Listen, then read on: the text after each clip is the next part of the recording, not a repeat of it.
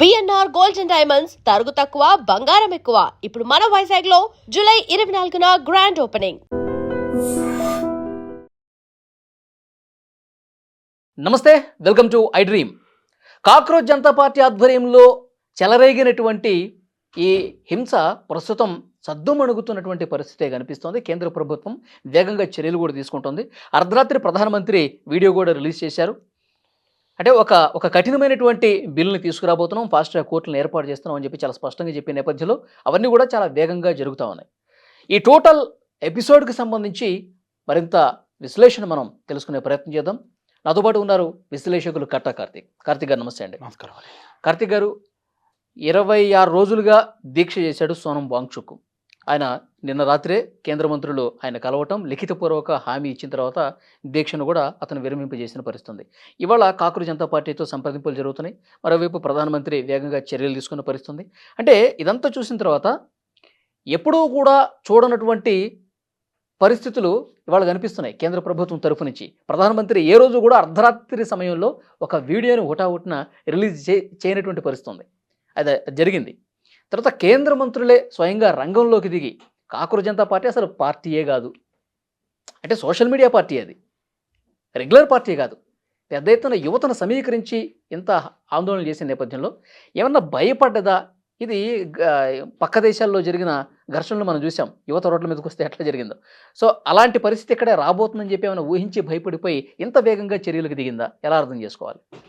పక్క దేశాలు వేరు, భారతదేశం వేరు. అక్కడున్న పరిస్థితులు వేరు, ఇక్కడుండే పరిస్థితులు వేరు. ఇక్కడ మన యువతకు ఉండే మెచ్యూరిటీ వేరు, అక్కడ వాళ్ళకు ఉండేటువంటి మెచ్యూరిటీలు వేరు. ఈ రెండింటిని పోల్చొద్దు. రెండోది, కాక్రోచ్ జనతా పార్టీ నువ్వు అన్నట్టుగా సాంప్రదాయ రాజకీయాలకు భిన్నంగా సోషల్ మీడియాలో పుట్టిన పార్టీ. ఇప్పటి వరకు దానికి ఏం ఫుల్ టైం నిర్మాణం లేదు, దానికి ఒక సిద్ధాంతం లేదు, దానికి ఒక రూపం లేదు. అయినా సరే ఆ పార్టీ పిలుపునిస్తే వేలాదిగా యువత ఢిల్లీకి తరలి వచ్చారు. కారణం ఏంటంటే ఒక డిమాండ్. పేపర్లు లీక్ అవుతున్నాయి. ఇప్పుడు నీట్ పేపర్ లీక్ అయింది. లీక్ కావటం వల్ల ఆ ఎగ్జామ్ని రద్దు చేశారు. తర్వాత మళ్ళీ కొత్త ఎగ్జామ్ పెట్టారు. ఆ పాత ఎగ్జామ్ని రద్దు చేసి కొత్త ఎగ్జామ్ పెట్టడం వల్ల కొంతమంది యువత మానసిక ఆందోళనకు లోనై చనిపోయారు. సో వీటికి ఖచ్చితంగా ప్రభుత్వం బాధ్యత వహించాలి కదా, ప్రభుత్వం సమాధానం చెప్పాలి కదా, చెప్పలేదు. మిగతా రాజకీయ పార్టీలు అడగాలి కదా, అడగలేదు. అంటే అడగాల్సిన వాళ్ళు అడగలేదు, చెప్పాల్సిన వాళ్ళు చెప్పలేదు.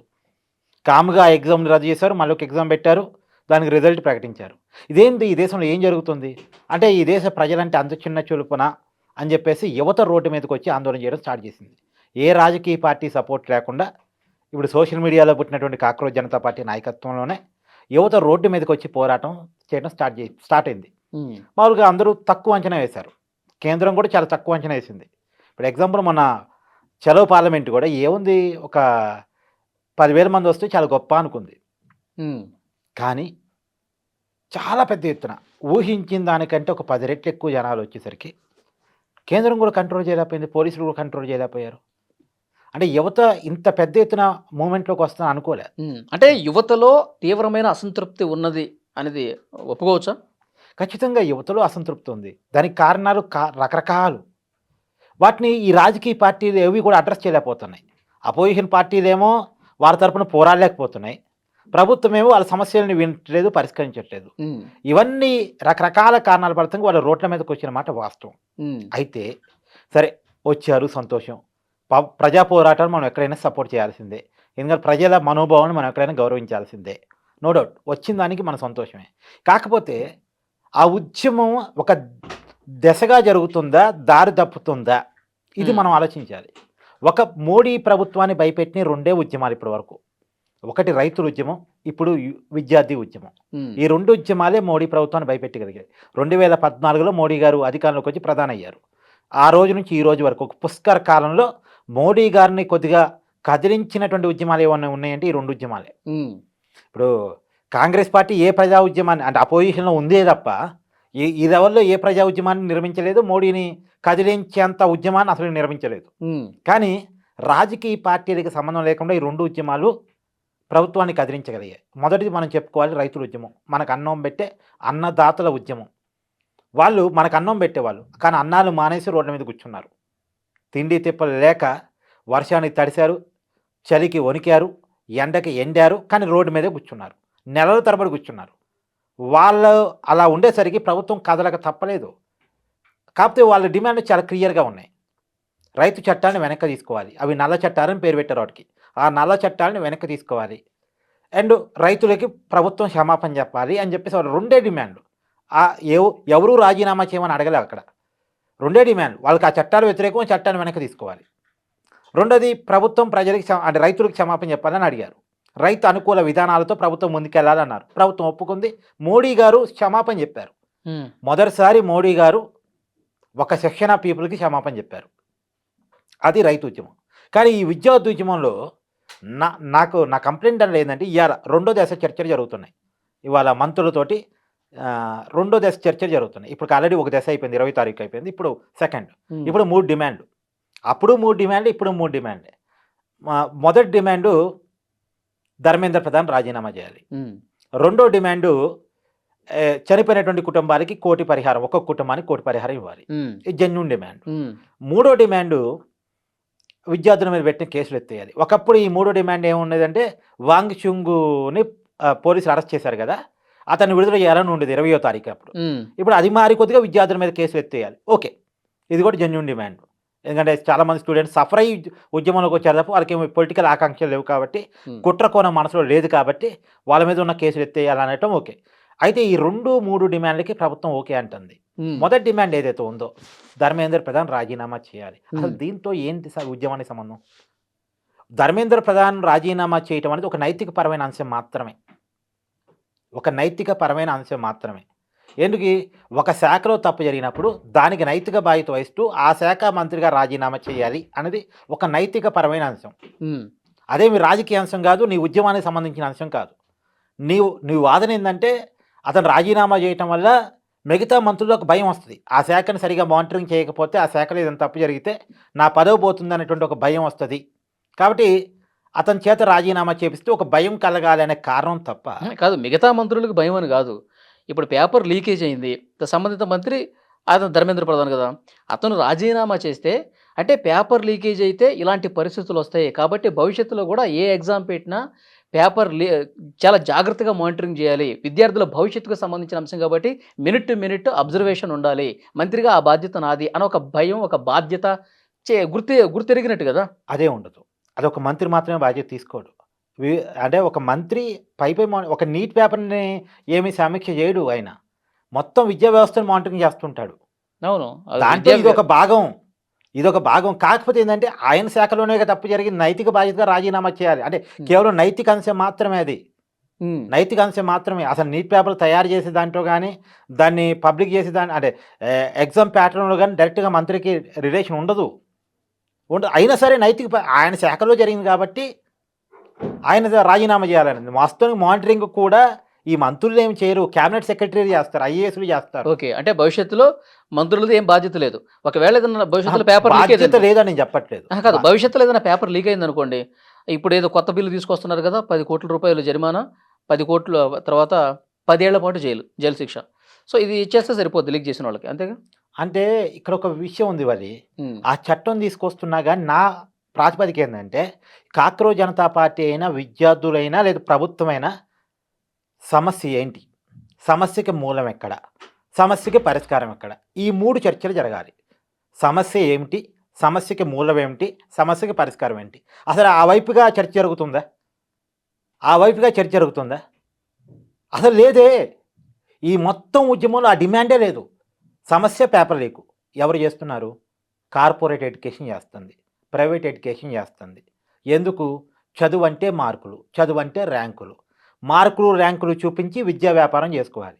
ఇప్పుడు నువ్వు చూసావా, ఎప్పుడైనా రిజల్ట్ రాగానే, ఇప్పుడు నీట్ ఎగ్జామ్ వస్తాబ్బా, రిజల్ట్ వస్తాయి, తర్వాత రోజు పేపర్ చూడు. నీకు మా ఇన్స్టిట్యూషన్లో చదివిన వాళ్ళకే నేషనల్ ఫస్ట్ ర్యాంక్ వచ్చింది, స్టేట్ ర్యాంక్ వచ్చిందని పెద్ద హోర్డింగ్లు, పెద్ద యాడ్స్ వస్తాయి. నీకు కనపడుతుంది కదా, చూసావా ఎప్పుడైనా పేపర్లో? ఎందుకది? అది చూపించి వాళ్ళ ఇన్స్టిట్యూషన్లోకి విద్యార్థులను ఆకర్షించాలి. అంటే ఫస్ట్ మార్కులు తెచ్చుకొని, ర్యాంకులు తెచ్చుకొని, ఆ ర్యాంకులను చూపించి, అంటే వాటిని అడ్వర్టైజ్ చేసి స్టూడెంట్స్ని అట్రాక్ట్ చేయాలి, వాళ్ళ దగ్గర నుంచి ఫీజులు గుంజాలి. ఇది ఒక విద్యా వ్యాపారం అయిపోయింది. సో ర్యాంకులు చూపించాలి, మార్కులు చూపించాలంటే ఎలా చూపిస్తారు? పేపర్ లీక్ చేసి దాంట్లో ఏం క్వశ్చన్స్ ఉన్నాయో చూసి దాన్ని వీళ్ళ చేత బట్టిచ్చేసి ర్యాంకులు తెచ్చుకుంటున్నారు. నువ్వు ఎప్పుడైనా అంటే ఆలోచించే ఇప్పుడు ఈ కార్పొరేట్ విద్యా సంస్థలకి పేపర్ లీకేజ్ చేయడం అనేది అంత ఈజీ అయిపోయింది అంటావు, అంతే కదా? అంటే సో దాన్ని పటిష్టం చేయాలంటున్నాం. కార్పొరేట్ ఎడ్యుకేషనే ఉండొద్దు అంటున్నా నేను. కార్పొరేట్ ఎడ్యుకేషన్ అనేది కోట్ల రూపాయల ఖర్చు అంటే వాళ్ళు కోట్ల రూపాయల బిజినెస్ చేస్తున్నారు. అవును. వాళ్ళకు 1 కోటి రూపాయలు అవతల పడేసి అందరూ కలిసి 10 కోట్లు అవతల పడేసి లేదా 100 కోట్లు అవతల పడేసి పేపర్ లీక్ చేయించుకోవడం అనేది చాలా చిన్న విషయం. వాళ్ళు రాజకీయ పార్టీని పోషించే స్థాయిలో ఉన్నారు కార్పొరేట్ ఎడ్యుకేషన్ అనేవాళ్ళు, ఈ ప్రైవేట్ ఇన్స్టిట్యూషన్స్ అనేవాళ్ళు. సో వాళ్ళు అసలు నువ్వు నీట్ పేపర్ లీక్ అయిందని ఇవాళ మాట్లాడుకుంటున్నాం కానీ నీట్ పేపర్ ఒకటే లీక్ అవుతుందా? 10th క్లాస్ పేపర్ నుంచి మొదలుపెట్టి ఇంటర్మీడియట్ పేపర్ నుంచి మొదలుపెట్టి ఎంసెట్ పేపర్ నుంచి మొదలుపెట్టి నీట్ పేపర్ వరకు స్టేట్ బోర్డు ఎగ్జామ్స్ నుంచి నేషనల్ బోర్డు ఎగ్జామ్స్ వరకు, అంటే రాష్ట్ర ప్రభుత్వ ఆధీనంలో నడిచే ఎగ్జామ్స్ నుంచి కేంద్ర ప్రభుత్వ ఆధీనంలో నడిచే ఎగ్జామ్స్ వరకు దాదాపుగా అన్ని పేపర్లు లీక్ అవుతున్నాయి. దాదాపుగా అన్ని అని చెప్పను కానీ దాదాపుగా పేపర్లు లీక్ అవుతున్నాయి. ఎందుకు లీక్ అవుతున్నాయి? 100 కోట్ల రూపాయలు పెట్టుబడి పెట్టి ఇప్పుడు నువ్వు ఉన్నావు బా, నువ్వు ఎగ్జామ్ రాస్తున్నావు, నువ్వు లీక్ చేసుకోలేవు, నువ్వు ఒక వ్యక్తివి, నీకు అంత నెట్వర్క్ ఉండదు, రెండోది అంత ఇన్వెస్ట్ కూడా చేయలేవు. కానీ ఈ కార్పొరేట్ అనేది ఒక వ్యక్తి కాదు, ఒక వ్యవస్థ. 100 కోట్ల రూపాయల ఇంకా 1000 కోట్ల రూపాయల బిజినెస్. ఈ 1000 కోట్ల రూపాయల బిజినెస్ వ్యవస్థను శాసించగలుగుతుంది. అసలు మన రాజ్యాంగం ప్రకారం, బిఆర్ అంబేద్కర్ రాసిన రాజ్యాంగం ప్రకారం విద్య అనేది ప్రైవేట్ చేతిలో ఉండటానికి లేదు. ఎప్పుడైతే విద్య ప్రైవేట్ చేతిలో ఉంటుందో అది ఎప్పుడు వ్యాపారమయంగా మారిద్దో ఆ వ్యాపారానికి ఏమన్నది అనుసంధానం ర్యాంకులు మార్కులుగా ఉందో ఆ మార్కులు ర్యాంకుల కోసం అడ్డదారులు దొక్కటం అన్నది స్టార్ట్ అయిపోయింది. యాక్చువల్లీ ఇప్పుడు మీరు చెప్పేది ఇప్పుడు పేపర్ లీకేజీలు ఈ డిమాండ్లు పక్కన పెట్టి అసలు దీనికి మూలం ఎక్కడో దాని మీద డిస్కషన్ చేయాలి, అదే జరగట్లేదు అంటారు. అది జరగట్లేదు. అది ఎక్కడ జరగాలి? నేనేమంటానంటే వాళ్ళు నిన్ను తీసుకపోయి నీ కన్సర్న్ ఉంది దేశం పట్ల, నిన్ను తీసుకపోయి విద్యాశాఖ మంత్రిగా పెట్టిన పేపర్ లీక్ ఆగదు. అభిజిత్ ఎవరైతే కాక్రోజ్ జనతా పార్టీ నాయకుడు ఉన్నాడో అతను తీసుకుపోయి విద్యాశాఖ మంత్రిగా పెట్టిన పేపర్ లీక్ ఆగదు. ఎలా చేసుకోవాలో ఎలా చేయాలో కార్పొరేట్ ఎడ్యుకేషన్ బాగా తెలుసు. వ్యవస్థలన్నీ వాళ్ళ చేతుల్లో పెట్టుకున్నారు, అందుకని వాళ్ళ చేతుల నుంచి వ్యవస్థ లాగాలి. మనం ఎప్పుడో ఇందిరాగాంధీ హయాంలో విన్నాం ప్రభుత్వం అది చేయాల్సిన బాధ్యత ఎవరిది అంటున్నాను నేను ఆ మాటకి వస్తున్నా. నేను ఒక మాట అది కూడా చెప్తా, ఆ మాట కూడా వస్తా. ఇప్పుడు ఇందిరాగాంధీ గారు ఉన్నప్పుడు బ్యాంకులన్నీ ప్రభుత్వీకరణ జరిగిందనేది మనం చదువుకున్నాం. ఇప్పుడు విద్యా సంస్థలన్నీ ప్రభుత్వీకరణ కావాలి. ఈ శ్రీ చైతన్య, నారాయణ, సం వీటన్నిటినీ కూడా ప్రభుత్వం తన ఆధీనంలో తీసుకోవాలి. కోచింగ్ సెంటర్లు అండ్ ఎడ్యుకేషన్ ఇన్స్టిట్యూషన్స్ అన్నీ కూడా ప్రభుత్వం తన చేతిలో తీసుకోవాలి. విద్య అనేది ఉచితం కావాలి, అందరికీ ఉచితం కావాలి. ఈ కార్పొరేట్ ఏం గొప్ప కాదు, గవర్నమెంట్ ఏం తక్కువ కాదు. గవర్నమెంట్ కార్పొరేట్ కోసం తన ఎడ్యుకేషన్ చంపేసింది కానీ గవర్నమెంట్ ఎడ్యుకేషన్ కన్నా బలమైన ఎడ్యుకేషన్ ఇంకోటి ఏమీ లేదు. సరే, ఇప్పుడు పాయింట్కి వచ్చాను ఇందాక. ఎవరు చేయాలి? ప్రభుత్వమే చేయాలి. ఎవరు చేపించాలి? సమాజం చేపించాలి. కానీ సమాజం పోరాటం చేస్తుంది, కానీ ఈ పోరాటంలో ఆ డిమాండ్ ఉంది? అసలు పోరాటంలో ఆ డిమాండ్ ఉందా? ఆ చర్చ అన్నా ఉందా? కనీసం పార్లమెంట్ లో చర్చ జరగాలి నీటి మీద అని చెప్పి మొత్తుకుంటాను. నీటి మీద కాదు స్వామి, ఈ విద్యా వ్యవస్థ మీద. అసలు ఓకే, నువ్వు అన్నావు కదా ఈ విద్యా వ్యవస్థ మీద, విద్యా వ్యవస్థలో సంస్కరణలు తీసుకురావాలి, విద్యా వ్యవస్థ మీద పేపర్ లీకేజీలు ఆగాలి అని చెప్పి ఇది ఎడ్యుకేషన్ సిస్టమ్ మీద చర్చ అడుగుతున్నారు కదా. రాహుల్ గాంధీ నుంచి మొదలుకొని ఈ జెన్జీలు యువత కూడా ప్రధాన డిమాండ్ ఏంటి? పార్లమెంట్లో ప్రధానంగా చర్చ జరగాలి, ముందు అతను రాజీనామా చేయాలి, ఇదే కదా. రాజీనామా చేయాలని వదిలిపెట్టబ్బా, నీకేంటి పర్సనల్ ఇంట్రెస్ట్? వ్యక్తి మీద కాదు వ్యవస్థ మీద పోరాటం చేయాలి. వ్యక్తి మీద ఎందుకు? నువ్వు నీ డిమాండ్ ఏంటి? మొదటి డిమాండ్ ఏంటి? నీ మొదటి వ్యవస్థ ప్రక్షాళన తీసుకు కూడా ఎక్కడ జరుగుతున్నాయి చర్యలు? అసలు ఆ డిమాండే లేదంటున్నా నేను. వాళ్ళు చేయరు. చేయాల్సిన రాజకీయ పార్టీలు సరిగా ఉంటే యువత రోడ్డు మీదకి రావాల్సిన అవసరం ఏంటి? యువత ఈ రోడ్డు మీదకి ఎందుకు వచ్చింది? రాజకీయ పార్టీలే కరెక్ట్గా ఉంటే, ప్రభుత్వమే అన్ని కరెక్ట్గా చేస్తే, పార్లమెంటే అన్ని కరెక్ట్గా ఉంటే, ఇలా యువత రోడ్డు మీదకి వచ్చి నెల రోజులుగా ఒక అతన్ని అమన్ని రాజీ చేసి ప్రాణాన్ని పోగొట్టుకోవడానికి అసలు ఎవరు బాధ్యత లేదంటారు? ఇప్పుడు ఖచ్చితంగా బాధ్యత లేదు. ఉద్యమం చేస్తున్నోడికి బాధ్యత లేదు, అధికారంలో ఉన్నోడికి బాధ్యత లేదు. జరగాల్సిన దాని మీద చర్చ జరగట్లేదు అంటే నేను. కాకపోతే ఒకటి స్టార్ట్ అయింది. ఏది? ఉద్యమం అనేది స్టార్ట్ అయింది. ఉద్యమం జరిగింది కాబట్టి, ఉద్యమం అనేది స్టార్ట్ అయింది కాబట్టి అది మంచి కాస్ట్తో స్టార్ట్ అయింది. స్టార్ట్ కావటం మంచి కాదు, కానీ దానికి మార్గం ఏంటి, దానికి పరిష్కారం ఏంటి, ఉండాల్సిన డిమాండ్ ఏంటి అనేది నేను పెడుతున్నా, సమాజం ముందు చర్చ పెడుతున్నా. అసలు కార్పొరేట్ ఎడ్యుకేషన్ లేకపోతే ఈ పేపర్ లీకులు అనేవి ఉండవు అనేది నేను బలంగా చెప్తున్నా. ఈ ప్రైవేట్ ఎడ్యుకేషన్ అనేది లేకపోతే పేపర్ లీకులు అనేవి ఉండవు అనేది నేను బలంగా చెప్తున్నా. ఇప్పుడు ఈ ప్రైవేట్ వ్యవస్థ అనేది ఇప్పట్లో పోయేది కాదు, అది పోవాలి. ఎంతసేపు ప్రభుత్వం అనుకుంటే 10 నిమిషాలు ప్రభుత్వం అనుకుంటే 10 నిమిషాలు, అనుకుంటే 10 నిమిషాలు కానీ అనుకునే పరిస్థితి అనుకోవట్లేదు. ఉందా? అనుకునే ఇప్పుడు ఎగ్జాంపుల్ మోడీ లాంటి వ్యక్తి అర్ధరాత్రి పూట వీడియో రిలీజ్ చేస్తాడని గత 10 సంవత్సరాలు ఇప్పుడు అనుకున్నావా? లేదు చేయలే. కదా? అరే ఇప్పుడు విద్యార్థుల ఉద్యమాన్ని తలకు ఒక చట్టం చేస్తాడని నువ్వు అనుకున్నావా? చేయట్లే. మోడీ లాంటి వ్యక్తి ఈ దేశ బలమైనటువంటి ప్రధాని, ఇవాళ బలంగా ఉంది బీజేపీ దేశవ్యాప్తంగా 70% 80% రాష్ట్రాల్లో బీజేపీని అధికారంలో ఉంది. అలాంటి మోడీని ఒక విద్యార్థి లోకం కదిలిస్తా నువ్వు అనుకోగలిగావా? ప్రభుత్వాన్ని క్యాబినెట్ మంత్రుల్ని ఉరుకులు పరుగులు పెట్టిస్తా నువ్వు అనుకున్నావా? జరగలా. యువత అనుకుంటే జరిగిద్ది, జంజీ అనుకుంటే జరిగిద్ది. కాబట్టి ఇప్పుడు జంజీ డిమాండ్ ఇదిగా ఉంటే ఏది, ఈ వ్యవస్థ మార్పు మా లక్ష్యం, ఈ వ్యవస్థ మార్పు మా లక్ష్యం. నేను చెప్తున్నా విను, ప్రైవేట్ చేతుల్లో కార్పొరేట్ చేతుల్లో ఎడ్యుకేషన్ ఉండటం వల్ల ఇప్పుడు నీ కొడుకు నువ్వు ఎంత కడుతున్నావు ఫీజు? ఎగ్జాంపుల్ చెప్పు. దాదాపు 1,00,000 రూపాయలు. 1,00,000 రూపాయలు. ఎప్పటి నుంచి కడుతున్నావు? 2-3 సంవత్సరాలుగా కదా. 10th క్లాస్కి వచ్చేసరికి నువ్వు ఎంత కడతావు? అతని మీద ఎంత ఇన్వెస్ట్ చేస్తావు? ఉంటుంది, దాదాపు 20 లక్షలు ఉంటుంది. 20 లక్షలు ఉంటుంది. నీ కొడుకుకి 1 సంవత్సరం కాకపోతే 1 సంవత్సరం మా నాన్న కష్టపడి తిని తినక మా నాన్న స్థాయి కాకపోయినా సరే నా కోసం ఇన్వెస్ట్ చేస్తున్నా అన్న విషయం అర్థమైతే లేదా? 1 సంవత్సరం కదా 2 సంవత్సరం అర్థమైతే లేదా? ఒక క్లాస్లో కాకపోతే ఇంకొక క్లాస్లో అర్థమైన తర్వాత వాడి మైండ్ ఏం పడిద్ది? నా మీద ఇన్వెస్ట్ చేస్తున్నారు, ఇన్వెస్ట్మెంట్కి తగ్గ ఉద్యోగాన్ని నేను వెతుక్కోవాలి అని. నా చదువు దేనికోసం? డబ్బు సంపాదించడం కోసం. ఇది అర్థమైతే వాడి మైండ్లో పడిపోయింది. వాడు మనిషిగా తయారవుతాడా, కమర్షియల్ వస్తువుగా తయారవుతాడా? నువ్వు చెప్పు. వాడు మనిషిగా తయారవుతాడా, కమర్షియల్ వస్తువుగా తయారవుతాడా? అంటే ఎగ్జాంపుల్ నా కళ్ళ ముందు నువ్వు ఉన్నావు కాబట్టి నేను ఎగ్జాంపుల్గా తీసుకున్నాను, నువ్వని కాదు. అందరి పరిస్థితి అదే కదా. ఈ వీడియో చూస్తున్న అందరికీ నేను వేయదలుచుకున్న క్వశ్చన్ ఏంటంటే, మీరు మనిషిని తయారు చేయట్లేదు, కమర్షియల్ వస్తువుని తయారు చేస్తున్నారు. నువ్వే రోజు న్యూస్లు చదువుతూ ఉంటావు, తండ్రిని కొడుకు వదిలేశాడని, లేదు ఆస్తి కోసం అన్నను తమ్ముడు చంపేశాడని, లేదు భార్యను భర్త. ఇవన్నీ ఎందుకు తయారవుతున్నాయి? మనిషిలో మనిషి లేడు కాబట్టి తయారవుతున్నాయి. మనిషిలో మనిషి ఎందుకు లేడు?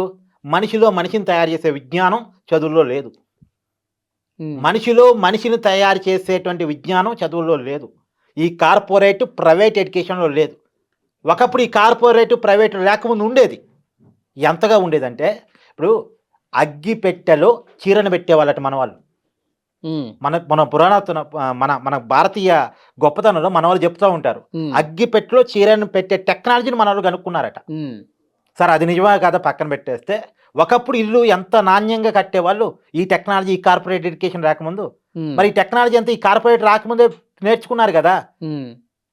ఈ కార్పొరేట్ చదువులతోనే ప్రపంచం అంతా మారిందా? ఇవాళ కుర్చీలో కూర్చొని కెమెరాల ముందు లైటింగ్ తోటి యూట్యూబ్లో మాట్లాడుతున్నాం. ఈ కార్పొరేట్ ఎడ్యుకేషన్ రాకముందు ఈ టెక్నాలజీకి పునాదులు పడ్డాయి కదా. అంటే ఈ కార్పొరేట్ ఎడ్యుకేషనే గొప్ప, అంతకుముందు ఉన్న ఎడ్యుకేషన్ ఏమైనా చెత్త? ఇవాళ సుందర పిచ్చాయ్ ఏ కార్పొరేట్లో చదువుకొని ఒక ఐటీని వెళ్తున్నాడు? ఇవాళ సుందర పిచ్చాయ్ ఆ రోజుకుంది ఆ కార్పొరేట్, ఆయన చదువుకునే రోజులకి. ఇలా ఐటీని వెళ్తున్నాడు కదా. అసలు ఈ కార్పొరేట్లో చదువుకున్న వాళ్ళు, ర్యాంక్ వచ్చినోడు, స్టేట్ ఫస్ట్ ర్యాంక్ వచ్చినోడు బయటికి పోయి బ్యాంకులో డీడీ తీయమను, మళ్ళీ వాడు 4 సంవత్సరాలు ఇంజనీరింగ్ చదువుకున్న తర్వాత బయటకు వచ్చి 4 నెలలు కోచింగ్ తీసుకుని ఉద్యోగంలో జాయిన్ కావాలి. వాడు చదువుకునే చదువుకి ఉద్యోగానికి సంబంధం ఉండదు, చదువుకునే చదువుకి బయట సమాజంలో బతికడానికి సంబంధం ఉండదు. అది corporate private education.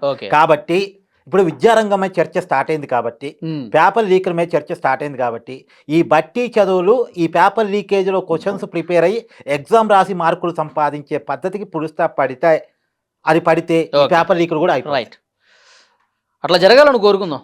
Thank you very much Karthik గారు.